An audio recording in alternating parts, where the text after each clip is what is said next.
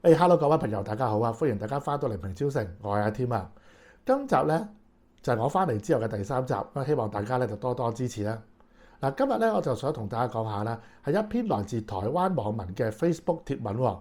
咁個貼文就咁樣講嘅，佢話啦：你同屋企人啊辛辛苦苦準備留學日本，點知第一關就無啦啦俾人拋出局，死咗仲知咩事啊？事關咧入國管理局咧就針對2026年10月入學嘅留學生啦，就突然間咧就出咗份辣招公文，大幅收緊咗呢個簽證審查喎。以前咧就交張咧150小時嘅日文學習證明就可以啊，但係而家咧入管局話咧驚人造假喎，咁啊硬性規定學校要同留學生逐個做視像面試。最離譜就係咧學校半年前咧就已經係做晒面試同埋交晒所有嘅名單㗎啦。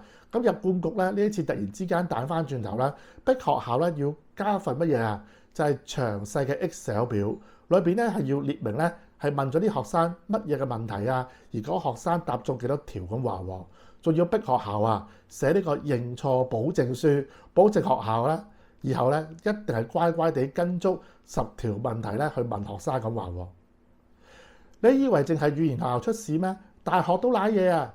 而家規定咧，每一個月啊都要查一次留學生嘅出席率同埋佢哋嘅在學情況。嗰學校咧行政大爆炸，但係最黐線係乜嘢咧？就係打工時數大搜查嚇。入管局咧要求學校啊喺每3個月咧就查一次留學生嘅打工記錄，甚至乎咧係要精確到每一日做咗幾多個鐘喎，確保咧係冇超過每一個星期咧係28小時工作嘅上限。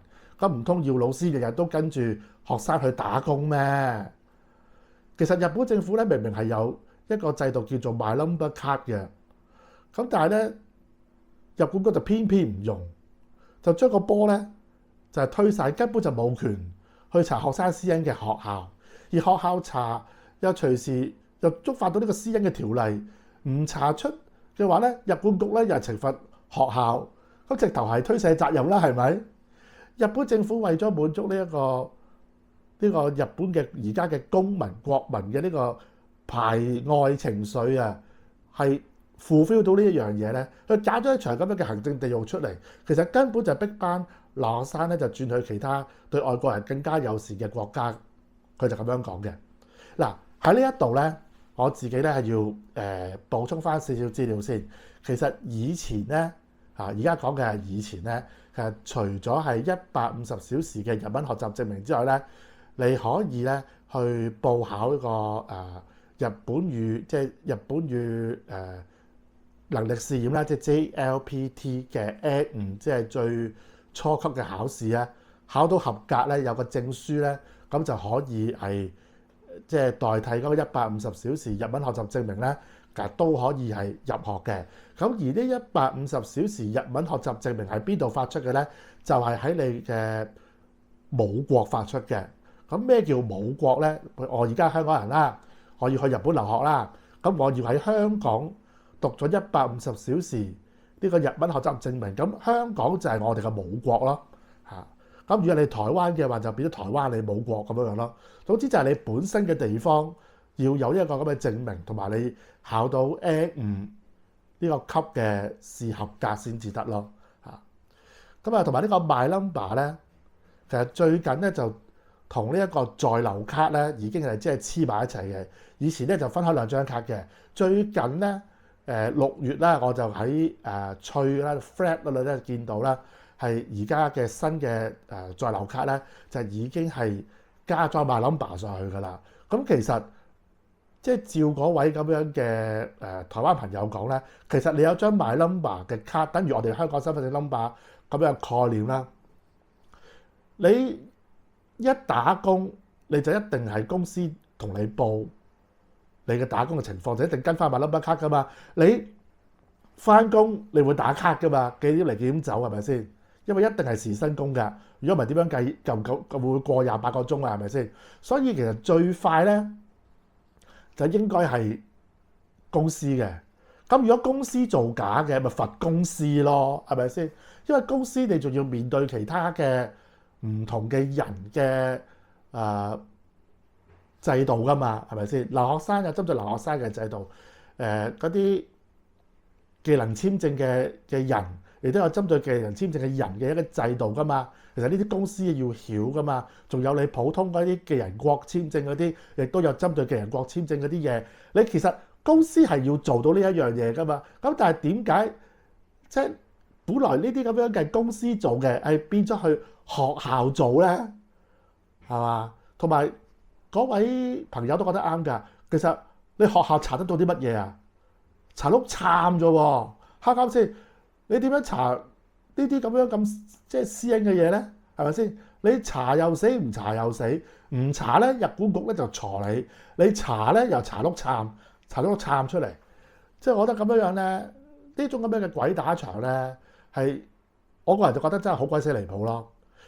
仲有咧，其實老實講，呢啲咧咁樣嘅嘢啊，係正係乜嘢啊？係反映咗日本行政上佢哋嘅問題存在，係好有呢一種咧係國家自掃門前雪啦，同埋佢哋咧都永遠咧中意揾啲弱勢嚟開刀。其實呢啲咁樣嘅手法係咪同香港好似啊？其實我覺得差唔多㗎咋，冇話邊度好邊度衰㗎。而且咧頭先都講過啦，而家日本政府咧就係迎合咗而家反外，甚至乎係有些少仇外情緒嘅日本人。我覺得佢哋而家係偏向咗呢一樣嘢，係為咗佢哋服務啊！好似我哋咧以前2016啊、2017年咁樣去爭自由行啊、爭佢拖喼啊嗰啲嘢，咁但係我哋香港嘅結局就相反啦，係嘛？咁但係其實日本咁樣嘅結局就晒佢哋，其實講真對日本呢個國家嚟講係有啲乜嘢着數咧？老實講，日本而家少子化嘅問題根本就冇好過，而且而家高市早苗係只係想叻嘅人去日本，佢冇話完全唔俾人去日本，即係想啲叻嘅人去日本。但係現實上啊，而家啲 yen 咁低嚇，而家1000 yen 係對40幾蚊港紙，咁低人工，你使錢就過癮啫，你去揾錢啊，邊個肯去做啊？咁低人工，就算你係出到啊1000萬 yen 年薪，你嗰啲叻嘅人啊，大把地方揀啦，你估一定要揀日本嘅咩？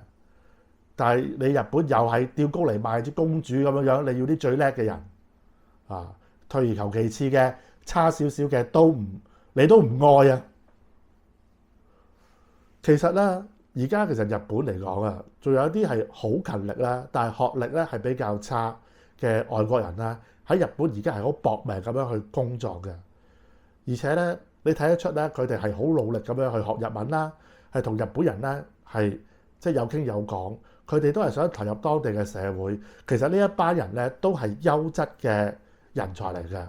你如果有睇 YouTube 咧，你都睇到有孟加拉嘅女巴士司機係做咗一個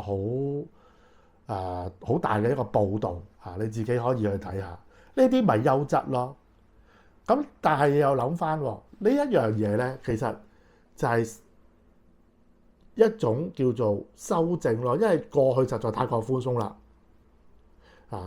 而家收緊咧係應該嘅，但係就唔係咁樣收緊法咯。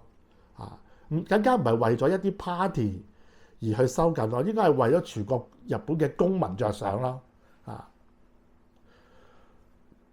不過呢啲嘢咧，又講真，即係日本嘅投票嘅人係乜嘢人，其實大家都清楚啦，係老人家嚟噶嘛。咁老人家係咁樣諗，咁咪就係咁樣樣咯，係咪？所以咧，身為一個外國人嘅我咧，呢啲嘢都係別人家事啊，唔好理啦。國家嘅事更加唔會理。你哋好中意講日本係你鄉下啊嘛，咁但係日本幾時又當你自己人啦？你睇佢哋講敬語，你就知道你同我唔一樣啦，係咪？所以講真啦，日本呢個地方去玩就 OK 啫，去生活咪搞啦。好啦，今集咧微超成就講到呢度啦。咁如果你都有嘢想講嘅，咁就歡迎大家喺下面留言欄嗰度留言。好，今集講到呢度，下集再見，係咁先，拜拜。